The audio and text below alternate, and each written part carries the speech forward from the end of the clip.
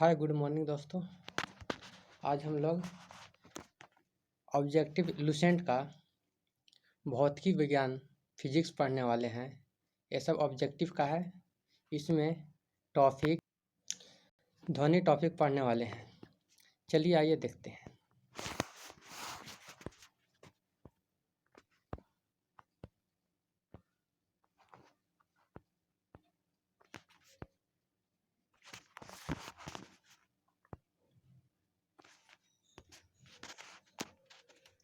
ध्वनि तरंगों की प्राकृतिक होती है अनुदैर्ध्य। निम्नलिखित में से कौन सा कथन ध्वनि तरंगों के लिए सत्य है? 0 डिग्री सेल्सियस पर इसकी चाल 332 मीटर प्रति सेकेंड होती है।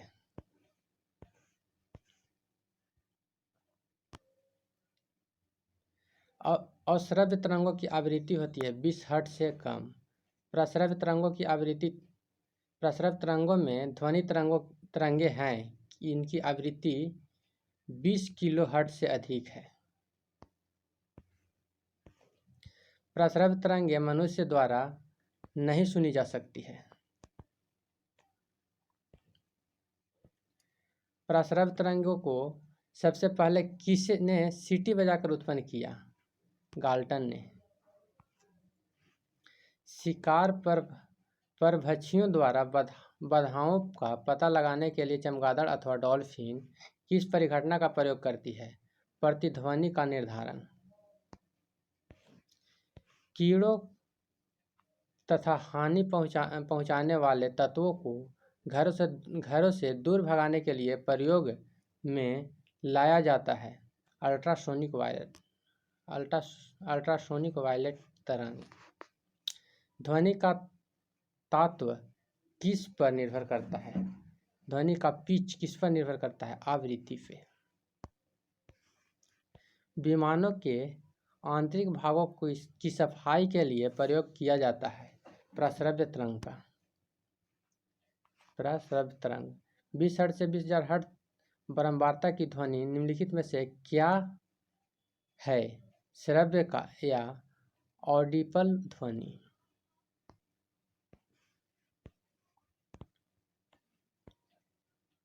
तरंग का वेग भी आवृत्ति n तथा तरंगदैर्घ्य लैम्डा में संबंध दिखाया गया है v बराबर n लैम्डा। चंद्रमा पर धरातल से दूर विस्फोट सुनाई नहीं पड़ता है क्योंकि वहाँ वायुमंडल अनुपस्थित होता है।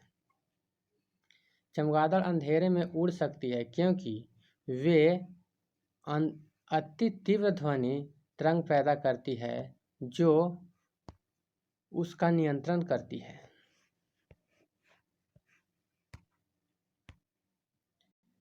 चमगादड़ रात्रि में किसी वस्तु से बिना टकराए हुए उड़ सकता है। चमगादड़ को इंफ्रासोनिक तरंग निकलती है चमगादड़ से। ए सही है पर आर गलत है। वायु में ध्वनि का चाल 332 मीटर प्रति सेकेंड होता है। यदि दाब बढ़ाकर दुगनी कर दिया जाए तो ध्वनि की चाल 332 मीटर प्रति सेकेंड है।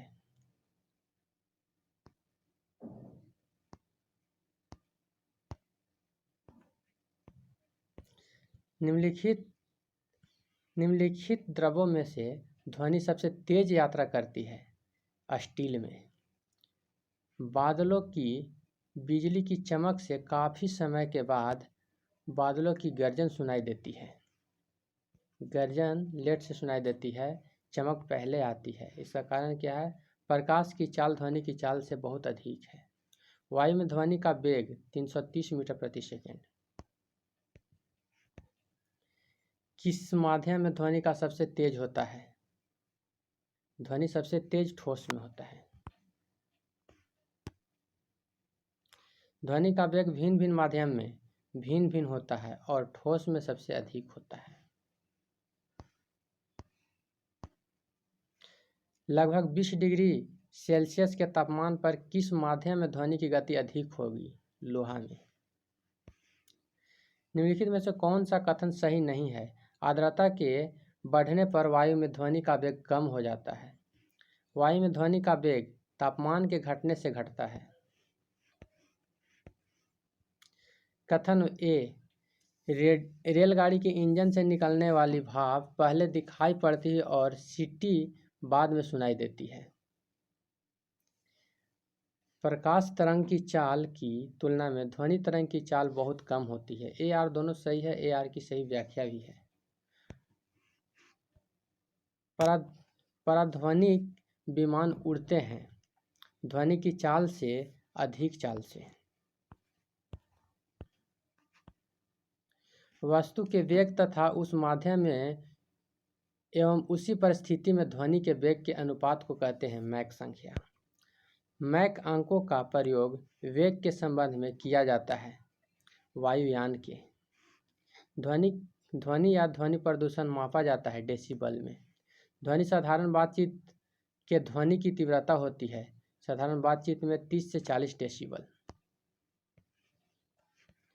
ध्वनि की वह विशेषता जो एक मादा ध्वनि को नर ध्वनि से भिन्न करती है तारत्व कहलाता है। ध्वनि के किस लक्षण के कारण कोई ध्वनि मोटी या पतली होती है? तारत्व के कारण। पुरुष की अपेक्षा महिलाओं की आवाज़ अधिक तीक्ष्ण होता है क्योंकि महिलाओं की आवाज़ का तारत्व अधिक होता है। एक युवक पुरुष की आवाज़ की तुलना में छोटी बच्चे की आवाज़ अधिक प्रिय क्यों लगता है? बच्चे की आवाज़ का वह तारत्व पुरुष की आवाज़ के तारत्व की तुलना में अधिक होता है। स्त्रियों की आवाज़ पुरुषों की अपेक्षा पतली होती है क्योंकि स्त्री की आवाज़ की आवृत्ति अधिक होती है। यदि सितार और बांसुरी पर एक ही स्वर बजाया जाए तो उनसे उत्पन्न ध्वनि का भेद निम्नलिखित में अंतर के कारण किया जा सकता है। केवल ध्वनि गुणता। निम्नलिखित में से कौन सा वायु में ध्वनि तरंगों द्वारा उत्पादित नहीं होता है? ध्रुवन ध्वनि तरंगों द्वारा उत्पादित नहीं होता है।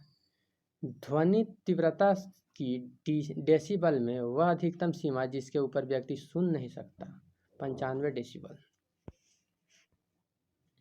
निम्नलिखित में से किसके द्वारा सबसे अधिक ध्वनि प्रदूषित होती है? हवाई जहाज के उड़ान से। नज़दीक आती रेलगाड़ी की सीटी की आवाज़ बढ़ती जाती है जबकि दूर जाती हुई रेलगाड़ी की यह घटती जाती है। यह घटना उदाहरण है डॉपलर प्रभाव। एक अंतरिक्ष यात्री अपने सहपाठी को चंद्रमा की सतह पर सुन नहीं सकता क्योंकि ध्वनि प्रचारित करने का माध्यम नहीं होता है। कौन सी प्रक्रिया प्रकाश और ध्वनि दोनों में घटित नहीं होती है? ध्रुवन। चिल्लाते समय व्यक्ति हमेशा हथेली को मुंह के समीप रखते हैं क्योंकि उस स्थिति में ध्वनि ऊर्जा सिर्फ एक ही दिशा में इंगित होता है। डेसिबल का प्रयोग निम्नलिखित में से किसके मापन के लिए किया जाता है? ध्वनि की तीव्रता। प्रतिध्वनि का कारण है ध्वनि का परावर्तन। अस्पष्ट प्रतिध्वनि सुनने के लिए परावर्तक तथा वे ध्वनि श्रोता के बीच न्यूनतम दूरी होना चाहिए 17 मीटर 16 पॉइंट समथिंग होता है। रडार की कार्यप्रणाली निम्न सिद्धांत पर आधारित है। रेडियो तरंगों का परावर्तन पे। किसी प्रतिध्वनि को सुनने के लिए मूल आवाज़ और प्रतिध्वनि के बीच का समय अंतराल क्या होता है? 1/10 सेकेंड से अधिक। अच्छे ऑडिटोरियम की दीवारें, छत व सिर्फ फर्श किसी रेशेदार पदार्थ, कालीन, ग्लास फाइबर आदि से घिरे रहते हैं। इसका उद्देश्य है ध्वनि का अवशोषण करके प्रतिध्वनि को रोकना। ध्वनि का प्रभाव मानव के कान में कितने समय तक रहता है? 1/10 सेकेंड।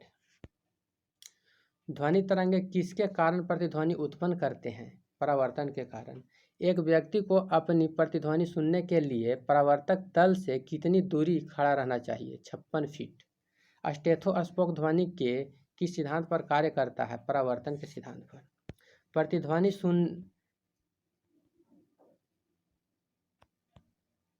स्टेथोस्कोप ध्वनि के किस सिद्धांत पर कार्य करता है? परावर्तन के सिद्धांत पे। प्रतिध्वनि तरंगों के कारण उत्पन्न होता है, परावर्तन के कारण उत्पन्न होता है। सोनार अधिकांश प्रयोग में लाया जाता है नौ संचालन द्वारा।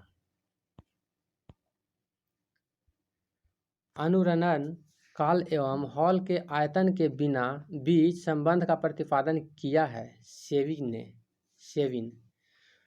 गुंजहीन हॉल का अनुरणन काल होता है 0 सेकेंड। जब सेना पुल को पार करती है तो सैनिक को कदम से कदम मिलाकर न चलने का निर्देश दिया जाता है। पैरों से उत्पन्न ध्वनि के अनुनाद के कारण पुल टूटने का खतरा रहता है। हम रेडियो की घुंडी घुमाकर विभिन्न स्टेशनों के कार्यक्रम सुनते हैं। यह संभव है अनुनाद के कारण। कहा जाता है कि जब तानसेन गाता था तो खिड़की की कांच या कांच के गिलास के टुकड़े टुकड़े हो जाते थे। यदि ऐसा संभव भी हो तो वह ध्वनि के किस गुण के कारण? अनुनाद के कारण।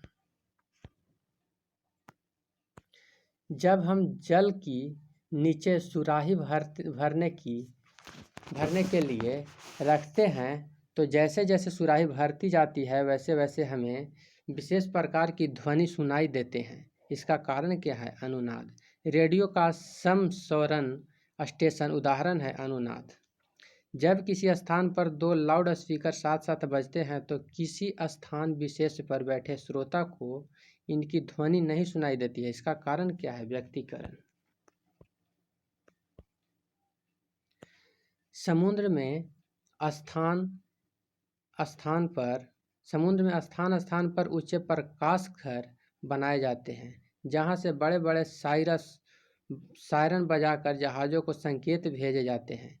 कभी कभी जहाज नीरव क्षेत्र में पहुंच जाते हैं जहां सायरन की ध्वनि सुनाई नहीं देती है। ये नीरव क्षेत्र ध्वनि तरंगों के किस गुण के कारण निर्मित होते हैं? व्यक्तीकरण के कारण। जब हम कमरे के अंदर बैठे रहते हैं तो यद्यपि हम बराबर के कमरे में बातचीत करने वाले व्यक्तियों को देखते हैं तो नहीं, परंतु उनकी आवाज़ अवश्य सुन लेते हैं। इसका कारण क्या है? विवर्तन, ध्वनि का विवर्तन। किसी ध्वनि स्रोत की आवृत्ति में होने वाले उतार चढ़ाव को कहते हैं डॉपलर प्रभाव। डॉपलर प्रभाव संबंधित है ध्वनि से। पास आती हुई रेलगाड़ी की सीटी की आवाज़ या तीक्ष्णता बढ़ती जाती है। ऐसे किस घटना के कारण होता है? डॉपलर प्रभाव। अर्धवायु में ध्वनि का वेग शुष्क वायु की तुलना में अधिक होता है क्योंकि अर्धवायु में शुष्क वायु की तुलना में घनत्व कम होता है। निम्नलिखित कथनों में से कौन सा सही है? ध्वनि का वेग ठोस से अधिकतम और गैस में न्यूनतम होता है। निम्नलिखित कथनों में से कौन सा सही नहीं है? 20 हर्ट्ज से कम आवृत्ति की ध्वनि तरंगे प्रसरव तरंगे लहराती है। निम्नलिखित में से किस एक प्रकार की तरंग का प्रयोग रात्रि दृष्टि उपकरण में किया जाता है? और रक्त तरंग। निम्नलिखित में से किस एक में ध्वनि चाल सबसे अधिक होती है? लकड़ी में। एक जेट वायुयान 2 मैक के वेग से हवा में उड़ रहा है। जब ध्वनि का वेग 332 मीटर प्रति सेकेंड है तो वायुयान की चाल कितनी है? 664 मीटर प्रति सेकेंड। लगभग 20 डिग्री सेल्सियस के तापमान पर किस माध्यम में ध्वनि की गति अधिकतम होगी? लोहा में। जब जैव पद्धति जिसमें प्रस्रव्य ध्वनि का उपयोग किया जाता है? सोनोग्राफी। कौन सी तरंगे शून्य में संचरण नहीं कर सकती है? ध्वनि। यदि VA, VW और VS क्रमशः वायु, जल, इस्पात में ध्वनि का वेग हो तो सबसे कम वायु में, उसके बाद जल में, उसके बाद इस्पात में। VA less than VW less than VS। ध्वनि तरंगें नहीं चल सकती है निर्वात में। वह उपकरण जो ध्वनि तरंगों की पहचान तथा ऋजु रेखन के लिए प्रयुक्त होता है क्या कहलाता है? सोनार। प्राध्वनिक विमान प्रसरव तरंग नामक एक प्रघाती तरंग पैदा करती है। प्राध्वनिक विमान किस नामक एक प्रघाती तरंग पैदा करती है? प्रसरव तरंग। इको साउंडिंग प्रयोग होता है समुद्र की गहराई मापने के लिए। एकॉस्टिक विज्ञान है ध्वनि से संबंधित। मनुष्य के लिए मान ध्वनि स्तर है 60 डेसिबल।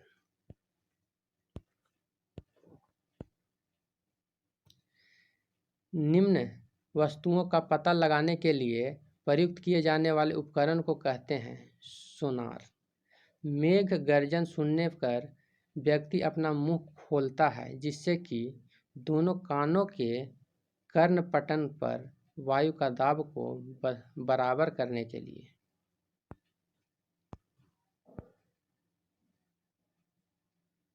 वायु के तापमान में परिवर्तन से ध्वनि का निम्नलिखित में से कौन सा गुण प्रभावित होता है? आवृत्ति। किस संगत यंत्र की ध्वनि तीव्रता मापी जाती है? किस संगीत यंत्र की ध्वनि तीव्रता मापी जाती है? डेसिबल से।